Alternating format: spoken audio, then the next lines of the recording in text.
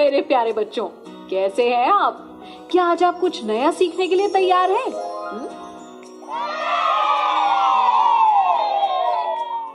बहुत बढ़िया। मूल्य सूची और सामान्य बिल बनाना।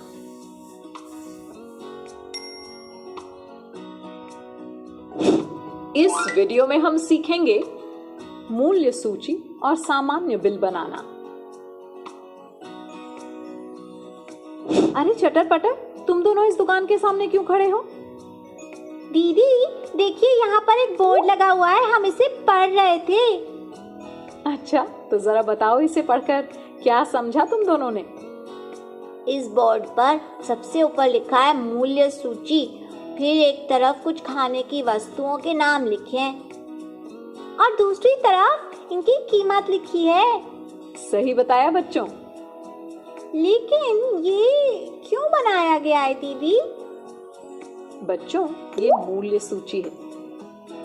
मूल्य सूची मतलब दीदी? समझाती हूँ। देखो बच्चों, इस चार्ट में 2 खाने यानी कॉलम बने हैं। पहले कॉलम का शीर्षक है वस्तु, मतलब इस कॉलम में उन वस्तुओं के नाम लिखे हैं जो इस दुकान में मिलती हैं, और दूसरे का शीर्षक है प्रति वस्तु मूल्य, मतलब कि इसमें प्रति वस्तु यानी हर मिलने वाली एक वस्तु का मूल्य लिखा है। जैसे देखो, यहाँ लिखा है समोसा और उसके आगे क्या लिखा है? 10 रुपए 00 पैसे। हाँ, यानी इस दुकान में एक समोसा 10 रुपए में मिलता है। और देखो, लिस्ट में दूसरा नाम है आइसक्रीम और उसके आगे लिखा है 15.50 रुपए, यानी एक आइसक्रीम का मूल्य 15 रुपए 50 पैसे है। मतलब कि एक बर्गर 25 रुपए में मिलता है और एक चॉकलेट 30 रुपए और 25 पैसे में। हाँ बच्चों, इसी तरह एक पिज्जा का मूल्य यहाँ 99 रुपए और पेस्ट्री का 40 रुपए 20 पैसे है। समझे ना? हाँ दीदी, लेकिन ये चार्ट क्यों लगाया गया है?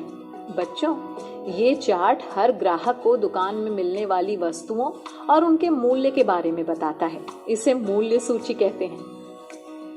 इससे दुकानदार और ग्राहक दोनों को सुविधा होती है।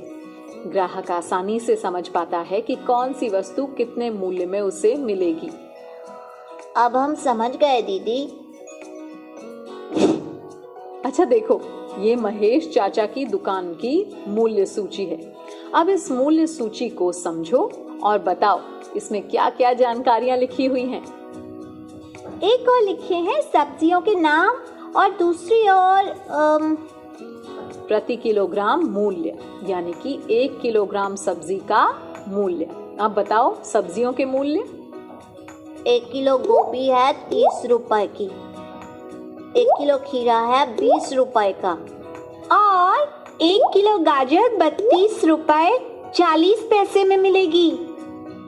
हाँ, 1 किलो भिंडी 42 रुपए 25 पैसे की, 1 किलो मूली 32 रुपए की और 1 किलो टमाटर 35 रुपए 70 पैसे का।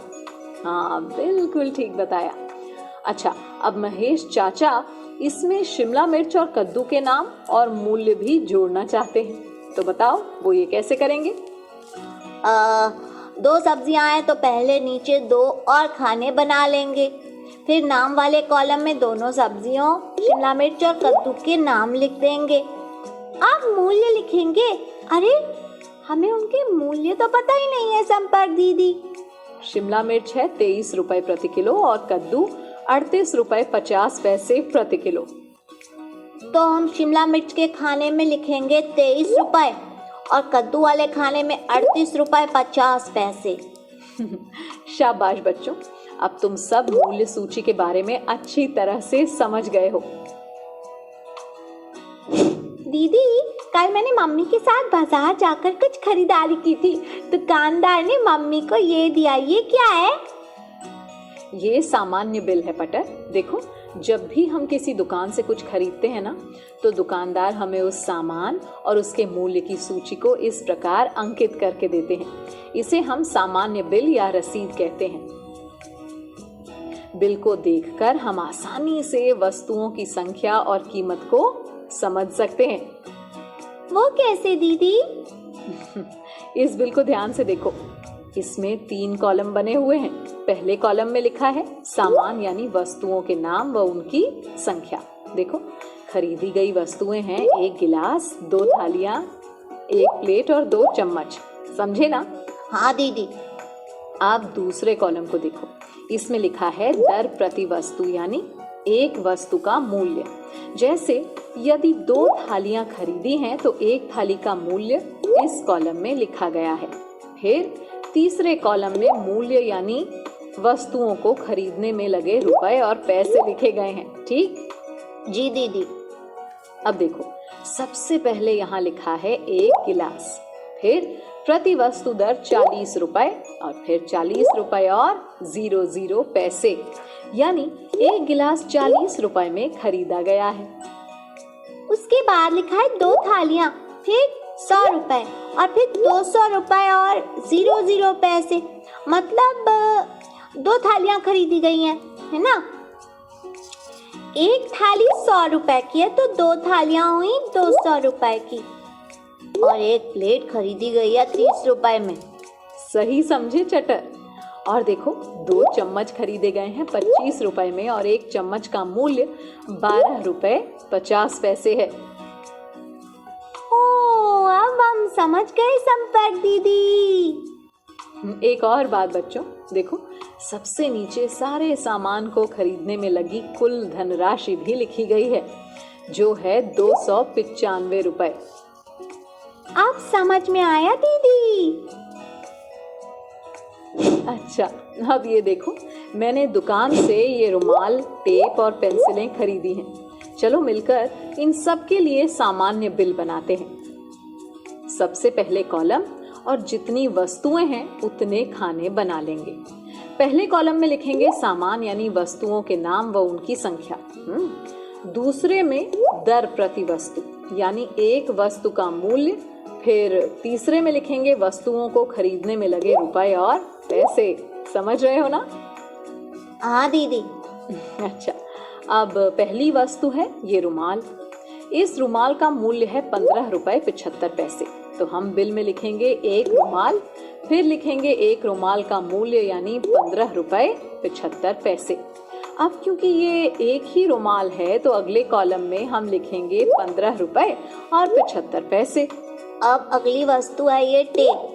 हाँ, इसका मूल्य 10 रुपए 20 पैसे है। बताओ इसे बिल में कैसे लिखेंगे? पहले हम लिखेंगे 1 टेप, फिर मूल्य यानी 10 रुपए 20 पैसे, फिर उसे खरीदने में लगे रुपए और पैसे यानी 10 रुपए और 20 पैसे। शाबाश। अब हमारे पास हैं ये 2 पेंसिलें और एक पेंसिल है 2 रुपए की। अब इनको भी बिल में अंकित करो जल्दी से। सबसे पहले लिखेंगे 2 पेंसिलें, फिर एक पेंसिल का मूल्य यानी 2 रुपए। हाँ, यहाँ पर एक पेंसिल 2 रुपए की है तो 2 पेंसिलें कितने रुपए की हुई? 2 और 2 4 रुपए की। हाँ, तो हम अंतिम कॉलम में लिखेंगे 4 रुपए और 00 पैसे। अब सबसे नीचे लाइन बनाकर सारा सामान खरीदने में लगी कुल धनराशि लिखेंगे, यानी सभी कीमतों का जोड़ करेंगे। पहले पैसों को जोड़ो। 5 + 0 + 0 हुए 5 और 7 + 2 + 0 हुए 9। ये हुए 95 पैसे। एकदम सही। अब रुपयों का जोड़ करो। 5 + 0 + 4 हुए 9, उसके बाद 1 + 1 + 0 हुए 2, ये हुए 29 रुपए। यानी कुल मूल्य हुआ 29 रुपए 95 पैसे। लो बच्चों, ये हो गया हमारा एक सामान्य बिल तैयार। ये तो बहुत आसान था दीदी। सही कहा चटर। बच्चों, आपने मूल्य सूची और साधारण बिल बनाने की अवधारणा को समझ लिया है। अब आपको गतिविधियां भी करनी है जिससे आप खेल खेल में इस अवधारणा को और अच्छे से समझ पाओगे। और हाँ, इसके बाद वर्कबुक में दिए प्रश्नों का खूब अभ्यास करना है। ठीक है? ओके बच्चों, बाय बाय। बाय बच्चों, अब मैं जाती हूँ। बातें मैथ सीखेंगे हंसते गाते। पहेली, किस्से और कहानी सुनना अब तुम मेरी जुबानी।